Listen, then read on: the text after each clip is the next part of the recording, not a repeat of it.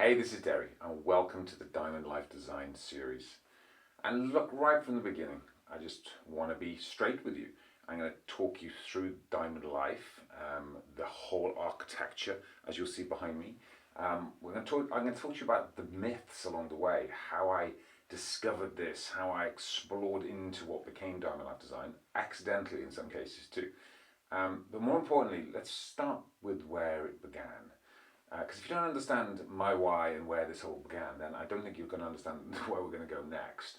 And some of you may resonate with this point too. But this began 15 years ago for me. A number of you who will have seen me on the stages know I talk about this story in a number of different guises. But this was really the beginning of life's architecture, or new architecture. It was 15 years ago. I was sitting on my father's hospital bed, and I was holding his hand and looking into his eyes, which was weird because he never held my hand before and he hadn't sort of said anything emotional to me in his whole lifetime. So I guess I should have known that something profound was coming. My dad had got sick really quite quickly. I'd been away in Australia. I'd just come back, so I hadn't seen quite the demise. I remember just thinking how he didn't look like my dad anymore and how he'd deteriorated so quickly. But I think we all live in hope, don't we? He had cancer. I think a number of people who'll be watching this will understand this journey in this many different guises. But anyway, he held my hand, he looked into my eyes and he said, "Son, I've been such a fool. I regret so much in life." Now, the subsequent conversations kind of mapped out what he had regretted in life.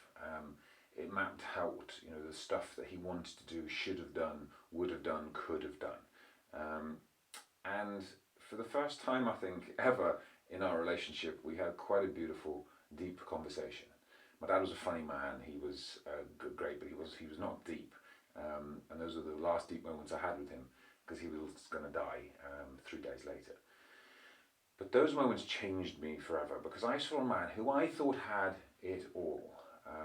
My dad, he lived in the home that he loved, in the village that he loved. He had accumulated money enough. He wasn't a wealthy man, but he'd accumulated enough. He was just retired, so he'd finally got to pension age. And he could finally do those things that he was planning on doing. Watch that trap, by the way. And yet, he loved my mum. He had a beautiful relationship with my mum. I had a good relationship with him and my sister and my past brother. And my dad kind of had it all. He was a sportsman. He'd run a business, but he'd quit in business. And some of those stories I will go through deeper in this series.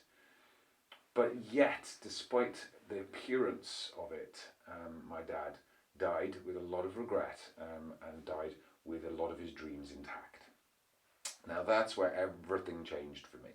And I saw there was no way I was going out that way. Now at this point in my life, I was doing pretty well in the corporate world. I was rising through the ranks pretty rapidly. I had become management consultant at this point, and I was doing pretty well actually. For myself, I'd been quite focused on rugby, so I was sport. I was healthy. Subsequently I recognised I wasn't that healthy, but I was very fit and strong. But I had realised I'd focused on a couple of areas of life to good success, but I hadn't applied across all areas of life. And that's where it began for me. By the way, I didn't have the answers at that point in my life. I really didn't. But I began on the mission. I knew that I wasn't going to go out like my dad. That's where my whole mantra of live a life of no regrets came from. For those who haven't seen the series on that, please go back to the website, derry.live. You'll find it there, or on the YouTube channels, or I think it's in Facebook. So, we've got the regret series, and I'll go deeply through the regrets, and we've done a whole study on that now. But that's where the architecture began. I recognised in order to have a life of no regrets, it wasn't going to be an accident. I recognised I had work to do. I needed to design things. What did I actually want anyway? And this is where Diamond Life began. It wasn't called Diamond Life back then, by the way. It was just Derry, get his shit together and live a life of no regret. And it architected elegantly into the design over 15 years. And I'm going to talk you through that journey and what I learned along the way. But I just wanted to open up with this so you understand where it began for me, and also where it's going to begin for you. So why do you want to architect a life? Why would you like to design a life? What does no regrets mean to you? Go and check that series out, right?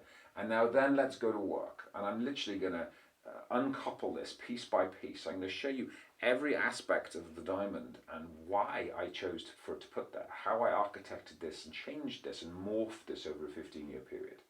So come and join me in the next part of the series. In the next piece, I'll take you through the framework and I'm going to show you piece by piece why it's important.